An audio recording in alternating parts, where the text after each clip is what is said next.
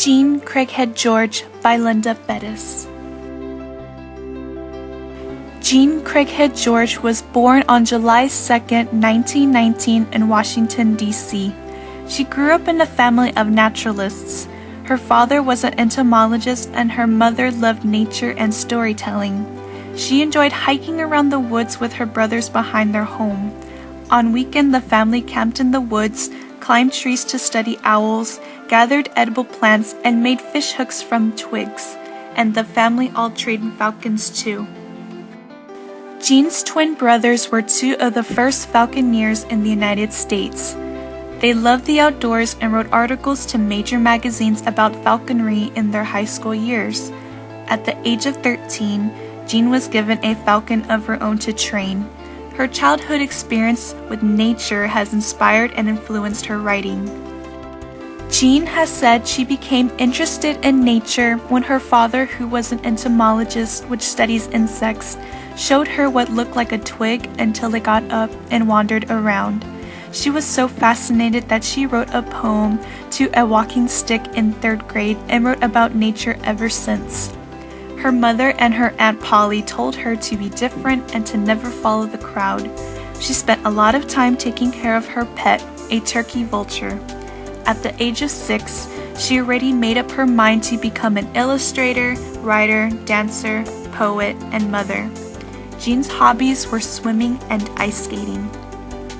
In 1937, she pursued her dreams as she studied at Penn State. During her years in college, Craighead wanted to add politics and journalism to the list of accomplishments, but one of her professors told her she should make up her mind because she can't do all these things. Finally, she settled with painting and writing. She later realized her peers' upbringings differed from hers and was surprised to find that they weren't as close to nature as she was because that's what she mostly knew and loved. She graduated from Pennsylvania University in 1941 with a degree in science and literature, and in 1968 she was honored by her university as Woman of the Year. Before becoming a full-time writer, she did other jobs including being part of the White House prep course and was also a reporter for the International News Service and the Washington Post.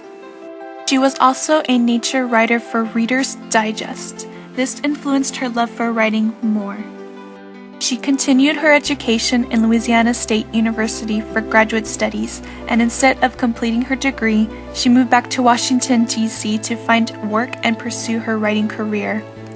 During World War II, she met her husband John George, who also shared her passion for nature. He observed the wildlife near the lakes of Wisconsin and wrote scientific articles. After 4 months, they married in 1944 and went back to Michigan so that John could finish his PhD, and Craighead extended her career to use both art and writing. She has 3 children, Luke, Craig, and Twig. They learned so much about nature from climbing mountains, canoeing rivers, and hiking deserts. With her children, she has raised over 173 wild animals, not including dogs and cats, many of which became characters in her books. She brought these types of animals, owls, robins, mink, seagulls, tarantulas, into their home and backyard and were always free to go until they naturally migrated or went off to seek their partners. Today, Craig and Luke are environmental scientists, and Twig writes children's books. Craighead George and her husband collaborated on 6 children's books, illustrating all of them herself. Dipper of Copper Creek was her first real moment of recognition as a writer when she won the Orient Award for Literature in 1956. In 1960, she won a Newbery Honor Award for My Side of the Mountain, a survival story about a teenage boy who ran away to live in the woods for a year. Her work is in detail about the wilderness life. The main character Sam Grippoli describes in first person how he lived in a tree, the tools he used to survive, and the training with his female falcon named Frightful. In 1968, Paramount Pictures made this book into a featured film. One summer, Jean learned that the wolves were friendly, lived in a well-run society, and communicated with each other in wolf talk using sound, sight, posture, scent, and correlation. Excited to learn more, she took Luke and went to the Naval Arctic Research Laboratory in Barrow, Alaska, where scientists were studying this remarkable animal. She even talked to the wolves in their own language. With that, Julie of the Wolves was born, a little girl walking on the vast lonesome tundra outside Barrow, and a magnificent alpha male wolf, leader of the pack in Denali National Park, were the inspiration for the characters in the book. Years later, after many requests from her readers, she wrote the sequels Julie and Julie's Wolf Pack. Julie of the Wolves received the Newbery Medal in 1973 and was named as one of the 10 best American children's books in 200 years by the Children's Literature Association. Also, it was a finalist for the National Book Award.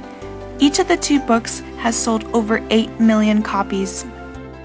Other accomplishments made by Jean include the German Youth Literature Prize, West German section of IBBY and Silver Skate, Netherlands Children's Book Board, all awarded in 1973.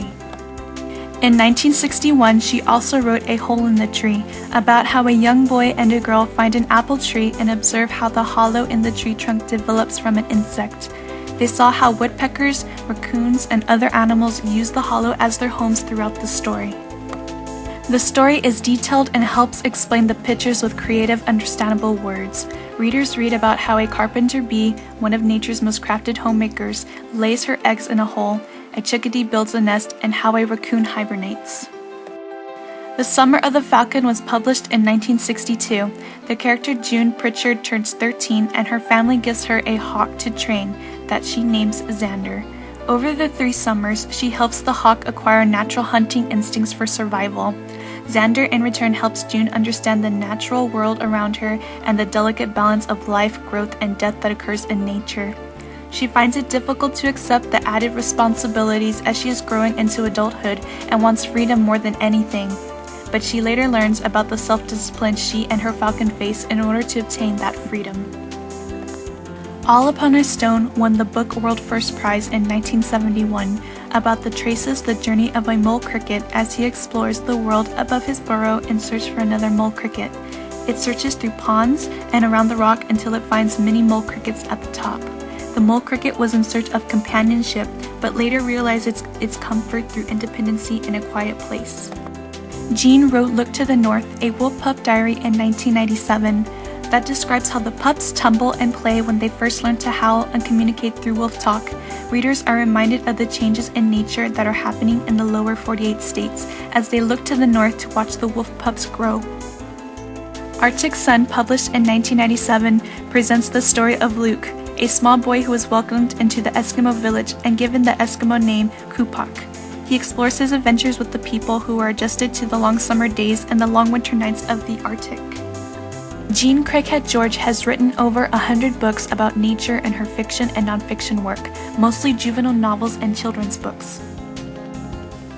According to critics, all of George's work has blended scientific accuracy for telling detailed, dramatic narrative and dimensional characters.